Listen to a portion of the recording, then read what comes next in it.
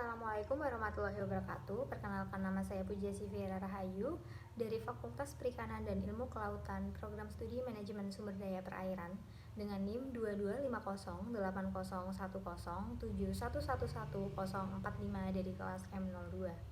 Di sini saya akan menjelaskan materi mengenai DNA dan RNA pada mata kuliah pengantar bioteknologi oleh dosen pengampu Ibu Septi Anitasari, SPIMP. Yang akan saya bahas pertama yaitu mengenai DNA. Deoksiribonukleik asid atau DNA merupakan makromolekul biologis yang mengandung informasi genetik dalam hampir semua makhluk hidup yang masing-masing tersusun dari satu basa, satu gula, dan satu gugus fosfat. Nah, penyusun DNA adalah polinukleotida yang saling berpilin atau berpilin ganda atau biasa disebut dengan double helix. Nah, pada struktur DNA, aspek yang paling penting pada DNA helix ganda adalah pasangan basa yang spesifik. Dinyatakan bahwa adenin harus berpasangan dengan timin dan guanin dengan sitosin karena faktor-faktor sterik ikatan hidrogen. Nah, adenin membentuk 2 ikatan hidrogen dengan timin dan guanin membentuk 3 ikatan hidrogen dengan sitosin. Pembatasan sterik ini disebabkan oleh sifat helix tulang punggung gula fosfat yang teratur pada setiap rantai polinukleotida. 2 rantai helix polinukleotida melingkar pada satu sumbu. Kedua rantai memiliki arah yang berlawanan. Nah, berikutnya ada nukleotida. Nukleotida memiliki 3 karakteristik komponen, yaitu tersusun dari basa nitrogen, gula pentosa, dan gugus fosfat. Basa dan gula pentosa penyusun nukleotida merupakan bentuk senyawa heteroristik. Molekul nukleotida yang gugus fosfatnya mengalami hidrolisis dinamakan dengan nukleosida. Nukleosida tersusun dari gula dan basa nitrogen. Pada DNA, gula yang digunakan yaitu deoksiribosa. Deoksiribonukleat adalah molekul yang sangat kompleks dengan penyusunnya yaitu fosfat, gula pentosa, dan basa nitrogen yang tersusun dari pirimidin dan purin. Pirimidin yaitu timin dan sitosin, sedangkan purin yaitu guanin dan adenin. Gugus fosfat pada nukleotida bertanggung jawab untuk membentuk ikatan fosfodiester dalam molekul asam nukleat. Nah, ikatan fosfodiester ini adalah ikatan kimia antara gugus fosfat dan gula pentosa yang membentuk backbone dalam asam nukleat seperti DNA dan RNA. Ikatan ini terbentuk melalui reaksi antara gugus hidroksil pada gula pentosa dan gugus fosfat pada nukleotida berikutnya. Nah, selanjutnya ada fungsi DNA. DNA membawa materi genetik yang ada pada sel bersama protein. DNA membantu pembentukan struktur tubuh, enzim, dan hormon. DNA juga berfungsi sebagai instruksi genetik yang mengatur pewarisan sifat pada makhluk hidup. Berikut ini macam-macam dari DNA. Yang pertama ada DNA nukleus. DNA nukleus merupakan jenis DNA yang terdapat di dalam nukleus sel eukariotik yang berfungsi mengkode informasi genetik yang diperlukan untuk sintesis protein. Yang kedua ada DNA mitokondria. DNA mitokondria merupakan jenis DNA yang terdapat di dalam mitokondria yang berfungsi mengkode informasi genetik yang diperlukan untuk sintesis protein yang terkait dengan fungsi mitokondria. Yang ketiga ada DNA kloropas. DNA kloropas ini merupakan jenis DNA yang terdapat di dalam kloropas berfungsi mengkode informasi genetik yang diperlukan untuk sintesis protein yang terkait dengan fungsi fotosintesis. Yang keempat ada DNA ribosom. DNA ribosom merupakan jenis DNA yang terdapat di dalam ribosom yang berfungsi mengkode informasi genetik yang diperlukan untuk sintesis RNA ribosom. Selanjutnya saya akan membahas mengenai RNA. Asam ribonukleat atau ribonukleik asid atau RNA merupakan asam nukleat beruntai tunggal yang tersusun atas monomer-monomer nukleotida dengan gula ribosa. RNA merupakan polimer yang disebut polinukleotida yang pendek dan tidak berpilin. Asam ribonukleat bertindak sebagai pembawa bahan genetik dan memainkan peran utama dalam ekspresi genetik. Struktur RNA. Struktur RNA terdiri dari satu untayan nukleotida, berbeda dengan struktur DNA yang terdiri dari 2 untayan nukleotida yang saling berpasangan. Struktur RNA memiliki 3 bagian penting, yaitu basa nitrogen, gula ribosa, dan gugus fosfat. Nukleotida adalah monomer pembentuk asam nukleat seperti DNA dan RNA. Nukleotida terdiri dari 3 komponen utama, yaitu gula pentosa, basa nitrogen, dan gugus fosfat. Basa nitrogen penyusun nukleotida yaitu purin dan pirimidin. Basa purinnya sama dengan DNA tersusun atas adenin dan guanin, sedangkan basa pirimidinnya berbeda dengan DNA yaitu tersusun atas sitosin dan urasil. Gugus fosfat terikat pada karbon 5 aksen gula pentosa melalui mekanisme eterifikasi sehingga dinamakan ikatan fosfoesfer. Gula pentosa adalah salah satu komponen utama nukleotida yang terdiri dari 5 atom karbon dan berperan sebagai bagian dari rangka nukleotida. Dalam DNA, gula pentosa yang digunakan adalah deoksiribosa, sedangkan dalam DNA, gula pentosa yang digunakan adalah ribosa. RNA atau ribonukleot asid adalah jenis asam nukleat yang memiliki beberapa macam yang berbeda dalam sel. Berikut ini adalah beberapa macam RNA yang umum ditemukan dalam sel. Yang pertama ada mRNA atau messenger RNA. RNA pesan adalah molekul RNA yang mengandung informasi genetik dari DNA dan berfungsi membawa informasi tersebut ke ribosom selama sintesis protein. mRNA adalah jenis RNA yang paling banyak ditemukan pada sel. Yang kedua ada tRNA atau transfer RNA adalah molekul RNA yang membawa asam amino ke ribosom. Selama sintesis protein, tRNA mengenali tripet codon pada mRNA dan membawa asam amino yang sesuai dengan codon tersebut. Yang ketiga ada rRNA. rRNA atau ribosomal RNA merupakan molekul RNA yang merupakan komponen struktural utama dari ribosom.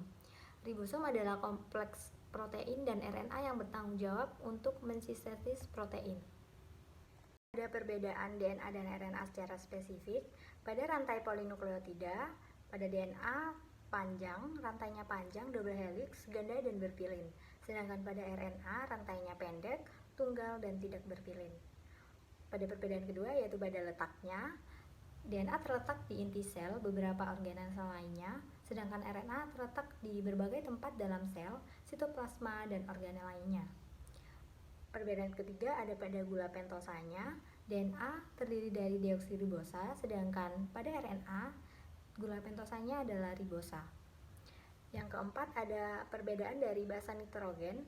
Untuk DNA, basa nitrogennya terdiri dari purin dan pirimidin. Untuk purinnya guanin dan adenin, sedangkan pirimidinnya sitosin dan timin. Sedangkan pada RNA, basa nitrogennya terdiri dari purin yaitu guanin dan adenin, sedangkan pirimidinnya sitosin dan urasil. Yang kelima ada dari perbedaan kadarnya. Pada DNA, kadarnya tetap tidak bergantung aktivitas sintesis, sedangkan pada RNA, kadarnya tidak tetap dan bergantung aktivitas sintesis protein. Dan yang terakhir, perbedaan fungsi. Pada DNA, berfungsi pembawa informasi genetik dan berperan dalam sintesis protein, sedangkan pada RNA berfungsi sebagai sintesis protein. Selanjutnya, saya akan membahas mengenai dogma sentral. Apa itu dogma sentral? Dogma sentral menjelaskan mengenai proses perubahan gen dari DNA menjadi RNA dan RNA menjadi protein. Terdapat 3 tahapan dalam dogma sentral, yaitu replikasi, transkripsi, dan translasi. Selanjutnya, saya akan membahas proses replikasi DNA. Dalam bentuk heliks ganda, tiap helaian terbuat dari 4 basa kimia yang berurutan dan diwakili oleh huruf A, C, G, dan T. Kedua untaian tersebut saling melengkapi satu sama lain, artinya dimanapun ada T dalam satu untaian, pasti ada A pada untaian yang berlawanan, dan dimanapun ada C, pasti ada G di untaian lainnya. Setiap helai DNA memiliki ujung 5 aksen dan 3 aksen yang merupakan nama lain dari untaian atas. Tiap helainya menuju ke arah saling berlawanan, sehingga lawan dari untaian atas yaitu ujung 3 aksen dan 5 aksen yang merupakan nama lain dari untaian bawah. Itulah yang dapat menentukannya. Bagaimana setiap untaian DNA dapat direplikasikan? Langkah pertama dalam replikasi DNA yaitu memisahkan 2 untaian. Proses ini dinamakan dengan unzip atau membuka resleting yang dilakukan oleh enzim helikase. Hasilnya dapat berupa bentuk di bagian dalam yang dinamakan dengan garpu replikasi. Helai yang berpisah masing-masing menyediakan template untuk membuat untaian DNA baru. Setelah tiap helainya berpisah, datanglah enzim primase mengikat untaian DNA bagian atas untuk memulai prosesnya dengan cara menarik nukleotida RNA dari luar ke dalam untuk dicocokkan seperti puzzle. Enzim ini sebagian kecil membuat helaian RNA untuk mengikat sebagian untaian DNA bagian atas yang disebut primer. Bagian tersebut merupakan pusat awal dalam pembentukan untaian DNA baru, kemudian datanglah enzim DNA polimerase untuk mengikat primer yang akan membuat untaian DNA baru. Enzim DNA polimerase hanya bisa menambahkan nukleotida DNA ke satu arah dari ujung 5 aksen ke ujung 3 aksen. Untaian DNA baru ini disebut landing strength atau untaian paling maju yang dibuat secara terus-menerus. Enzim DNA polimerase berfungsi menambahkan nukleotida satu persatu ke arah 5 aksen sampai ke arah 3 aksen. Sedangkan pada bagian daerah lain, di untaian bawah terdapat lagging strength atau untaian yang tertinggal sehingga tidak dapat membuat secara terus-menerus seperti untaian di bagian atas. Karena tiap untaian berjalan ke arah yang berlawanan, untaian di bawah ini dihinggapi oleh enzim DNA polimerase sebagai pembuat untaian DNA dalam serangkaian kecil saja, yang disebut fragmen Okazaki. Setiap dari fragmen tersebut dimulai dengan pembentukan RNA primer oleh enzim primase, kemudian enzim DNA polimerase akan menambahkan nukleotida DNA dari luar, mengikat DNA induk bagian bawah dari arah 5 aksen ke arah 3 aksen. Selanjutnya, enzim primase akan menambahkan RNA primer kembali dengan jarak yang lebih jauh di daerah landing strength. Kemudian, fragmen Okazaki dibuat lagi oleh enzim DNA polimerase dan kemudian prosesnya diulangi seperti tadi. Setelah DNA baru terbuat, enzim eksonuklase akan menghilangkan semua RNA primer di kedua DNA yang terbuat. Setelah itu, dilanjutkan lagi oleh enzim DNA polimerase untuk mengisi celah kosong yang tertinggal. Terakhir, enzim DNA ligase menyegel tiap-tiap perak DNA yang terbuat di kedua DNA yang membentuk heliks ganda secara terus-menerus. Replikasi DNA digambarkan secara semi-konservatif karena setiap molekul DNA terdiri dari satu untaian lama yang dilestarikan dengan satu untaian baru. Selanjutnya, saya akan membahas mengenai proses transkripsi, di mana transkripsi terjadi di dalam nukleus. Dan ada 3 tahapan yang terjadi dalam transkripsi, yaitu inisiasi, elongasi, dan terminasi.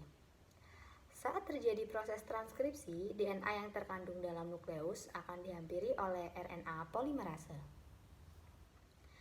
Inisiasi terjadi saat RNA polimerase melekat pada daerah promotor gen. Pada saat itu, RNA polimerase akan membuka ikatan DNA dan akan memulai membentuk mRNA melalui cetakan DNA template. Poin penting pada transkripsi yaitu adenin pada DNA melekat oleh urasil pada mRNA. Timin pada DNA akan melekat pada adenin pada mRNA. Guanin pada DNA melekat pada sitosin pada mRNA. Sitosin pada DNA akan melekat oleh guanin pada mRNA.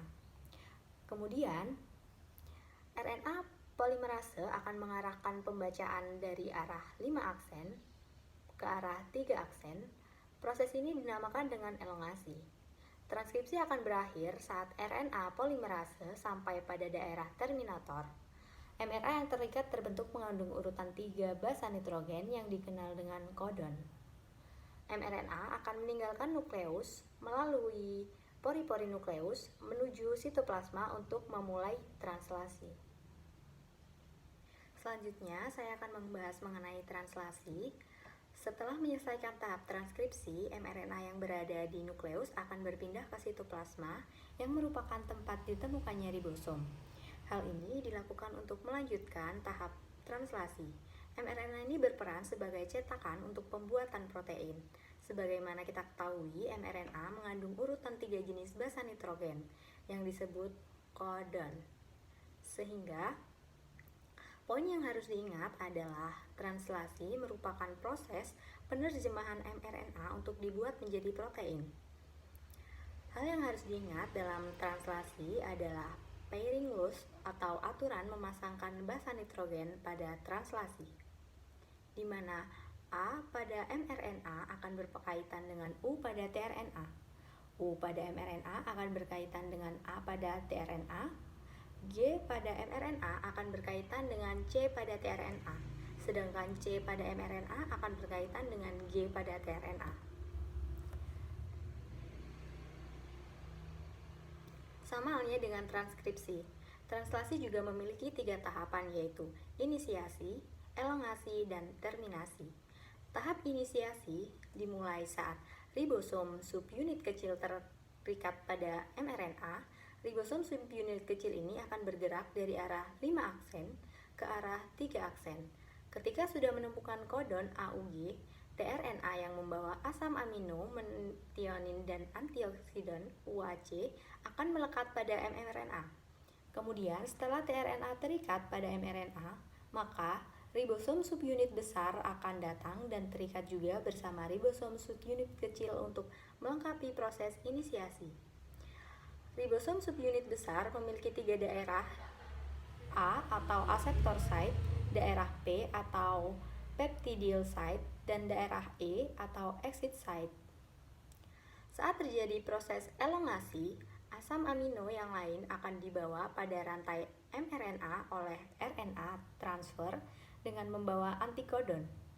Untuk dapat mengetahui jenis asam amino apa yang mengkode kodon, maka dapat dilihat pada tabel triple kodon. Misal, jika pada mRNA kodon AUG, maka asam amino yang terbentuk adalah metionin. Begitupun seterusnya. Selanjutnya, asam amino yang baru ini akan memasuki daerah A, lalu ikatan peptida akan terbentuk di antara kedua asam amino pada daerah P.